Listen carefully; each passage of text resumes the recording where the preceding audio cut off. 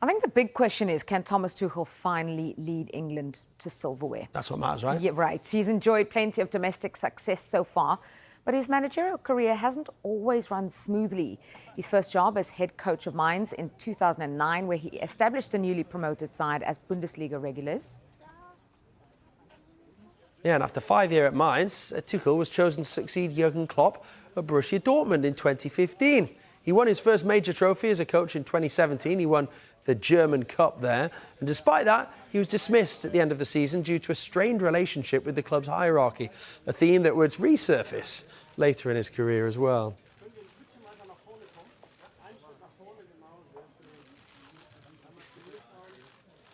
One particular point of contention for Tuchel was the club's decision to play a Champions League quarter-final tie against Monaco a day after the team bus was bombed. Next for Tuchel was trying to get the best out of Kylian Mbappe and Neymar at Paris Saint-Germain. He did better than most. He won 2 league titles. He took PSG to their first ever Champions League final in 2020, but it ended in heartbreak for Tuchel, who was in a protective boot after spraining his ankle. His side lost 1-0 to Bayern Munich. To make matters worse, he was gone by the end of the year after fractions with their senior figures at the club.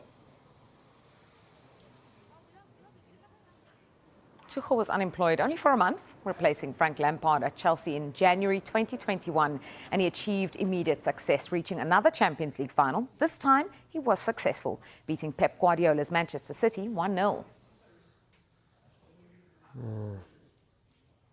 His second season at Chelsea saw Tuchel win the Club World Cup and reach both domestic cup finals, but the club was thrown into turmoil when owner Roman Abramovich was then forced to sell over his links to Russia and Vladimir Putin.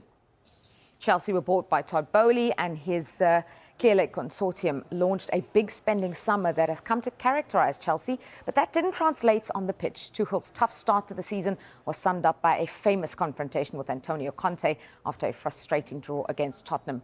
Tuchel would be sacked a month later as his relationship with Boehly deteriorated. Well, next up for Tuchel, it was Bayern Munich, and that saw him win another trophy. He secured the Bundesliga title on the final day of the season. His second season at Bayern saw England captain Harry Kane join for a club record fee of €100 million.